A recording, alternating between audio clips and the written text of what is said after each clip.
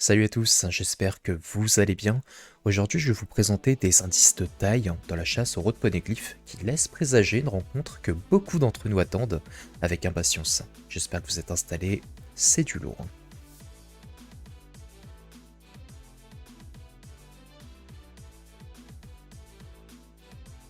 On approche du final de One Piece, comme vous le savez, et on sait que le seul moyen d'accéder à Loftel est de rassembler les 4 road poneglyphes, qui indiquent son emplacement final. On sait avec certitude que 3 d'entre eux sont déjà entre les mains de personnages que nous ne connaissons trop bien. Luffy et Trafalgar Law ont tous deux trouvé celui à Zo et celui trouvé à Wano. Kid, avant de se faire plier en deux par le Kamusari de Shanks, avait aussi celui de Wano grâce à Law et comme Luffy, il avait aussi celui de Whole Cake Island. Dans les récentes couvertures, nous voyons Aokiji Vanogure kidnapper Pudding à Whole Cake Island, ce qui signifie évidemment que Teach a également obtenu une copie de ce road poneglyph. La question qui se pose maintenant, donc la problématique globale, c'est la suivante. Qui possède le 4e road poneglyph? Ce que Eiichiro Oda nous a appris à travers les chapitres du manga, c'est que le 4e est situé à l'origine sur l'île des hommes poissons, et que quelqu'un, quelque chose, peut-être quelqu'un, l'a déplacé par la suite. On peut penser que plusieurs personnages pourraient l'avoir actuellement. Ça pourrait être Vegapunk, ça pourrait être Dragon, des personnes qui ont été de près ou de loin témoins d'Ohara par exemple, mais en réalité, ça reste une hypothèse, d'un point de vue narratif en tout cas, il n'y a qu'un personnage en particulier qui ressort dans la chasse au road poneglyph et qui s'est décidé à briser l'équilibre des Yonko pour chercher le One Piece, à savoir Shanks. Lorsque Ohara a été attaqué par le gouvernement mondial pour ses recherches sur les poneglyphes, ce sont les géants qui ont, sous l'appel de Raguar Disul, déplacé les connaissances, les livres, de l'arbre du savoir directement à Elbaf.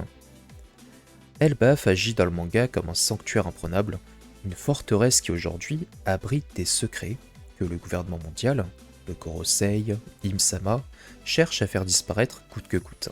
Pour protéger un tel secret, il faut une force conséquente et une influence conséquente, qui, encore une fois, se démarque sur ce point depuis des années. Shanks, l'empereur, allié d'Elbaf, qui nous est présenté comme un allié de poids de ces géants. Parmi les 5 concurrents finaux qui sont Luffy, Law et Kid, hors course, Teach et Shanks, ce dernier est certainement le plus mystérieux. Ironiquement, c'est le personnage qu'à part Luffy, nous connaissons depuis le plus longtemps, mais dont nous savons le moins de choses. Quel est son véritable objectif? Pourquoi passe-t-il à l'action maintenant? Et qu'attendait-il exactement depuis toutes ces années? Évidemment, il est logique de penser que si Shanks n'a pas beaucoup agi pendant tout ce temps, il a au moins un point de départ et donc un road poneglyph. Celui qui a été retiré de l'île des hommes poissons, il faisait partie de l'équipage de Roger, il n'est pas arrivé à Loftel à cause de la maladie de Baggy, mais il connaissait probablement l'emplacement des 4 road poneglyphs, sachant qu'il était dans l'équipage avec Roger, et que on a dû lui raconter toute l'aventure, et n'a commencé à bouger que maintenant, car il a compris que Luffy en a déjà regroupé 3. Une autre chose intéressante à regarder est de savoir qui possède le plus de road poneglyph en ce moment. Si Shanks possédait le 4e, dans mon hypothèse, le résultat serait le suivant. Luffy en possède 3 et n'est actuellement en conflit avec personne. Teach en possède 1 et se bat contre Law qui en possède 2 autres. Shanks en possède 1 et a défoncé Kid qui en possédait 2 autres. D'un point de vue narratif, encore une fois, les affrontements donc Teach contre Trafalgar Law, Kid contre Shanks, celui-là on l'a vu venir, sont certes excitants, attendus, mais leur issue, comme on l'a vu, est évidente. Shanks attendait depuis plus de 20 ans d'entrer en scène, tandis que Teach est évidemment le némésis de Luffy numéro 1, pour des raisons encore évidentes. J'aime beaucoup Trafalgar Law, j'aime beaucoup Kid, même si c'est fait poutrer par Shanks et gros ratio à son équipage, en tant que personnage, mais il y a plusieurs raisons pour lesquelles ils ont été vaincus, donc Kid, et vont disparaître de la concurrence Trafalgar Law. Kid et Law ne sont pas des empereurs. Kid et Law ont vaincu Big Mom ensemble, mais ne sont toujours pas devenus des empereurs. Pourquoi? Parce qu'ils n'ont pas de flotte, ils n'ont pas de territoire, et leur équipage comparé à ceux de Luffy, Teach et Shanks pêche énormément, même par rapport à la Cross Guild, qui a beaucoup plus d'influence, et il y a quand même Mihawk dedans. Voilà. La fonction première de Kid et Law dans le manga a toujours été d'être des rivaux de Luffy. C'est présenté avec le concept des supernovas, ce sont des rivaux. Mais il était évident qu'il n'allait pas aller jusqu'au bout et qu'il y allait avoir un tri sélectif dans le manga pour la course.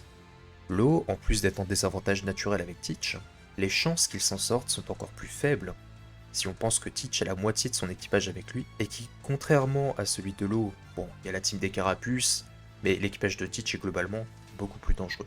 Kid a été anéanti, sa route s'arrête ici, on n'en parle plus. Pour faire monter Shanks en pression, en prestance, il a servi de faire valoir pour l'empereur Wu, qu'on le veuille ou non, il a été climatisé. Aucun d'entre eux ne sait lire les poneglyphes. Teach a kidnappé Pudding, qui pourrait être capable de les lire avec son troisième œil, ce qui n'est pas sûr, faut qu'elle éveille ses capacités. Shanks a probablement un moyen de les lire aussi. Ça fait un peu 20 ans qu'il est sur le coup, puisqu'il a attendu longtemps pour rejoindre l'histoire principale. Ce serait un peu bête qu'il n'ait pas la capacité de lire les poneglyphes. Ce qui l'amène à Loftel. Luffy et Nico Robin, on n'en parle plus.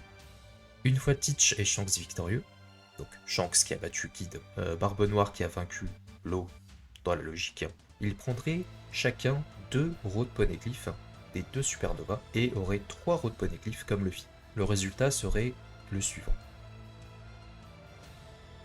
Faut constater la logique, un road poneglyph manquant pour Teach, un road poneglyph manquant pour Shanks, et chacun a le road poneglyph que l'autre n'a pas.